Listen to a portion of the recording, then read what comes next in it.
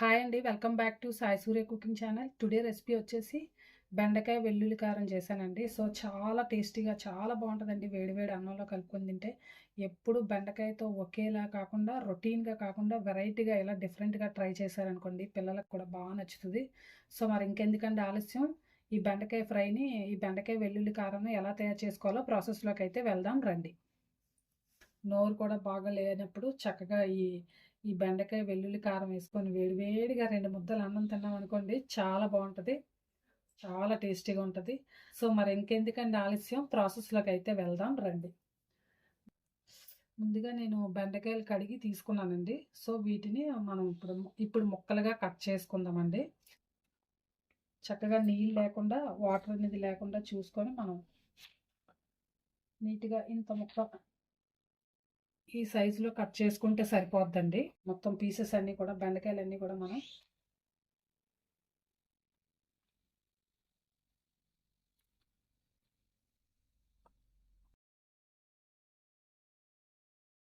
చక్కగా బెండకాయలన్నీ కూడా ఈ సైజులో కట్ చేసుకోవాలండి.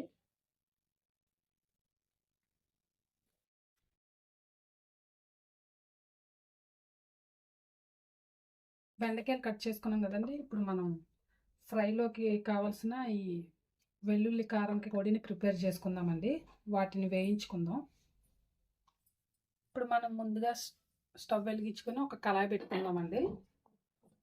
పెట్టుకున్నాక ఇందులో కొద్దిగా ఒక 1.5 స్పూన్ శనగపప్పు, కొద్దిగా మినప్పప్పు వేయించుకుందామండి.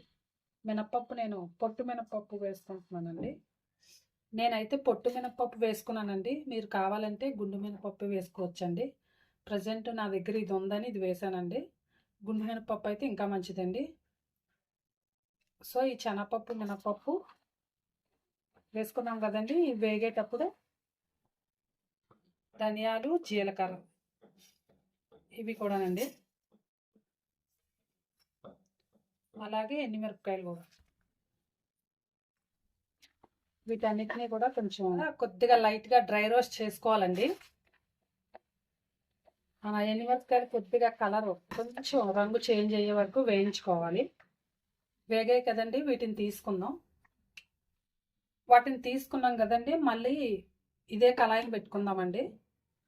ఇప్పుడు మనం బెండకాయలు వేయించుకోవడానికి సరిపడా ఆయిల్ వేసుకుందామండి.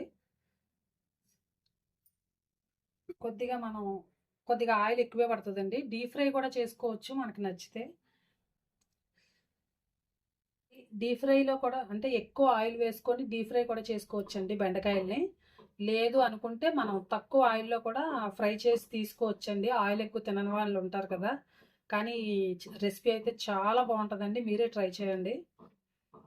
ఆయిల్ హీట్ ఎక్కింది కదండి, మనం ముందుగా కట్ చేసుకుని ఈ బెండకాయ ముక్కలు వేసుకుందామండి.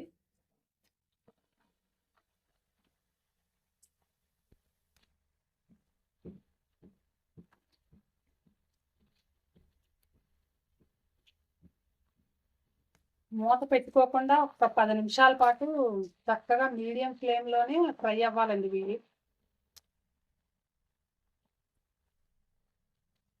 ఒకసారి కలుపుదామండి.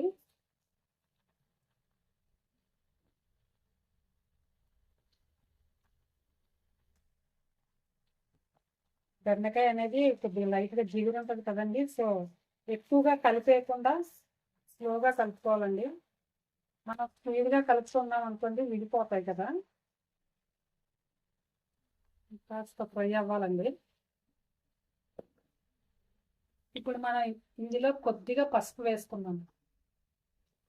ఫ్రై అవుతున్నాయి కాబట్టి ఇలాంటప్పుడు వేస్తున్నాం అనుకోండి, బాగుంటుంది. అంటే మనకి బెండకాయ ముక్కలకు కూడా లైట్గా పడుతుంది. అలాగే నెక్స్ట్ ముక్కలకి కొద్దిగా సాల్ట్ మళ్ళీ మనం పొడిలో వేద్దామండి. జస్ట్ ఫ్రై అయ్యేటప్పుడు కూడా లైట్గా వేస్తామంటే ముక్కలకి బాగా పడుతుంది. ఒకసారి ఇలా కలుస్తుంది.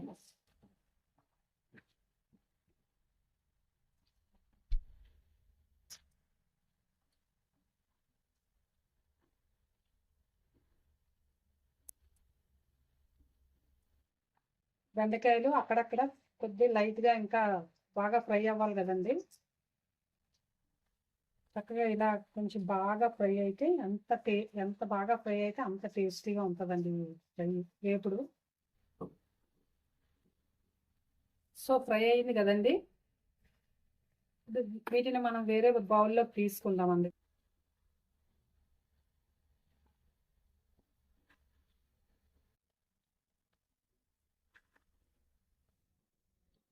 సో తీసుకున్నాం కదండి, ఇందులోనే ఇంకాస్త ఆయిల్ వేసుకుందామండి కొద్దిగా.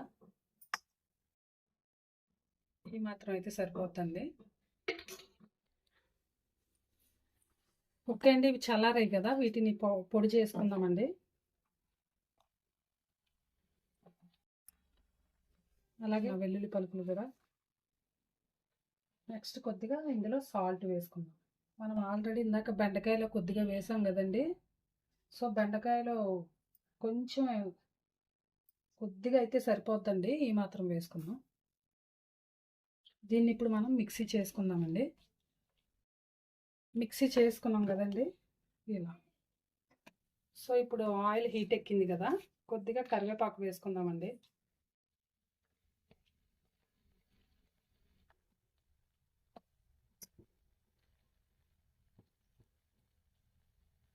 నెక్స్ట్ మనం ముందుగా వేయించుకుని బెండకాయ ముక్కలు వేసాము. ఇప్పుడు ఈ పొడి వేసుకుందామండి. వెల్లుల్లి పలుకులు ఎక్కువ వేసాం కదండి, సో అందువల్ల ముద్దలాగా అవుతుంది కదా.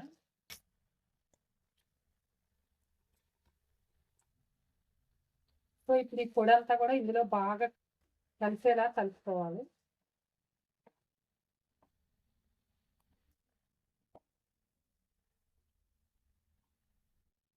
ఈ వెల్లుల్లి కారం అంతా కూడా చక్కగా బెండకాయ ముక్కలకి బాగా పట్టే వరకు ఇంకొక 5 నిమిషాల పాటు ఫ్రై అవ్వాలండి. మంట తగ్గించుకొని ఒక 5 నిమిషాల పాటు ఉంచుకోవాలండి. అలా అయితే మనకి వెల్లుల్లి కారం అంతా కూడా చక్కగా ముక్కలకు బాగా పడుతుంది. పడితేనే కదండి మరింత రుచిగా ఉంటుంది కదా బెండకాయ వేపుడు. సో దీన్ని ఒక 5 నిమిషాలు ఉంచుకుందామండి. 5 నిమిషాలు అయిందండి. చక్కగా మనకి మంచిగా ఫ్రై అంతా రెడీ అయిపోయిందండి. ఇప్పుడు మనం స్టవ్ ఆఫ్ చేసుకొని దీన్ని వేడివేడి అన్నంలో వేసుకొని చక్కగా కలుపుకొని తినేయడమేనండి. ఒక సర్వింగ్ బౌల్లోకి తీసుకొని వేడివేడిగా సర్వ్ చేసుకోవడమేనండి.